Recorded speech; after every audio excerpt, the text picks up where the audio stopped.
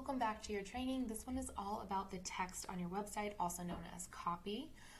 Editing the text should be pretty familiar to you. It's very similar to any other word processor you may have used, whether it's Google Docs or Microsoft Word or something similar. You click on the text box you want to edit, and then you can type over, delete, and then also on the top right over here, remember this smart panel, we have different styling options so you can edit things individually. Things like changing the color, you can swap out the font, adjust sizing, the line height, which is the space between the lines of text here, and then you can adjust the alignment as well. So whatever works best for your copy, you'll find in your template there's layouts already here for you, but of course you'll want to adjust as needed, and make sure you go through and delete all of the filler text here, which is just to just give you an example of what it will look like when you put your own copy in. So in addition to editing the text that's already on the page, it's also possible to add new text boxes and text elements. So for example, if we wanted to add something to this canvas, we could go down to the center bottom here, and these are our shortcuts. We've already styled these to match our template, if you remember from the design settings in a previous video. So if you haven't seen that one yet, go watch it first. So we'll go down here and we'll pick a title. So this is already styled. It's the font in the same size as our title, as well as the color. This is your heading, whatever you choose for your heading, and these will populate based on your template. This is the subheading style, and then of course you can see the paragraph. So this is just a shortcut so that when you're adding elements to your site, you don't have to go through and style them individually, and you can remain consistent. So whatever the design settings have been set for the fonts inside of your template will populate here. Of course, you'll be going through your template and adjusting your copy, deleting what you don't need, adding room if you need it for your different styles.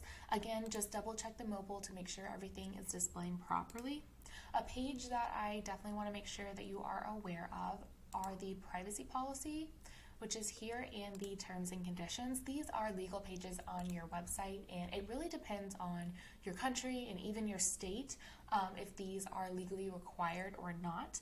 But a good rule of thumb is that if you are collecting any kind of information, whether it's someone's name or their email address, or you're using something like Google Analytics or another like website analytics tool, maybe like Hotjar, you'll want to have a privacy policy and terms and conditions. So this is where you can input those. Again, check with kind of your local jurisdiction, wherever your business is registered, to see if that is legally required and what type you need, but they are on the privacy policy and terms page here. So you'll want to make sure that you edit those and then just adjust if you need more space or less space on the mobile version as well. Just double check. You'll also want to make sure you customize your coming soon page before you put it up. If you like what's said here, you can absolutely keep it, but you might want to put your own brand twist on it. Same thing for the 404 page. This is what someone will come to if for some reason they click on a broken link or are trying to get to, like, mistype and are trying to get to a URL that doesn't exist. You can customize this to kind of fit your brand messaging, or you can leave this as is if you like it. Another area that you'll probably want to update is your Instagram here. If you want to add any text or customize these different buttons, you can do so. In the next video, we'll be going over linking everything, so don't worry about that right now, but definitely update it with the different areas of your website you want to direct people to. Same thing with the contact page. You'll want to add in your email and make sure you change your location if you would like to include that. The same goes for the FAQ section. So this is where you'll just put in your title. So you'll delete this and then just add the response to your question here, and then go on the mobile and make sure that you have enough room for each question. If a question is longer, you may need to select these elements and scoot them down so you have enough room, or if it's a lot shorter than this here, you may need to scoot them up.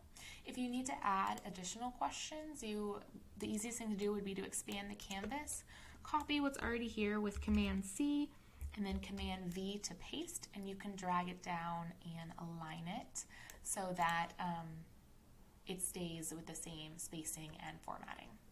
Next, let's cover something called an embed box. This is what you'll use for your landing pages on your template. So your template may have 1 or 2 different landing pages, and this is where we collect email addresses, right? So people can subscribe to your email list or download a freebie. There's a couple pages in your template where this might be applicable. So first you'll go down to the center where we added things like the social grid and gallery, and you'll click on embed code. And this is going to give us a box that we can then paste in our code from our email provider. So if you're using something like Flowdesk, they'll generate a code, or MailChimp, or ConvertKit, whatever you're using for your email marketing platform, they will generate a embed code for you that you can link to a specific form on your site so that people can join your list or download your freebie. On this template, we would style it and cover. We would either delete these boxes because we won't need them. This is just a placeholder for our embed code. So you'll delete your boxes on your template and add this instead. You won't usually see it in the back end. You may need to publish or preview it in order to see your changes, but definitely check to make sure that it displays properly on the mobile. You may need to adjust the sizing of this box. It can be a little tricky on mobile, especially depending on your email platform. So just adjust, preview, adjust, and preview. Remember, you can expand the canvas if you need to make sure that this is displaying properly. There may be other areas of your template where you can use the embed code for your email opt-in. For example, on this template, we have a freebie canvas. So if I click on edit freebie, I would delete these boxes here and then add the embed code instead, and then paste in the code from my email provider. So in order to do that, you just double click on the embed box and paste in the code here, or you can go up to embed info and paste it right here. Same thing. Your template may also have a call to action that needs an embed box in the footer. So instead of clicking subscribe, it may say you can just enter your email in here. That's another situation where you would want to use your embed box. Another important thing about embed codes is that sometimes, especially for email marketing platforms, you may need to paste in a code to the head HTML. So if your provider asks for you to do that, I wanted to show you how to get to it. So first you'll click on a page. So I'll just click on the home page, and this is going to be the same thing for any template. So you'll click on home page and make sure no canvases have been selected, right? So I can click on page, nothing's been selected. If you have selected a canvas, go up and click on the actual page title, and then you get some separate options down here. You want to go to advanced settings, and then where it says custom head HTML, this is a box where you can paste in the head HTML code that your email provider gave you, if they gave you one. So sometimes in order for the embed code to work, sometimes it's called an inline code.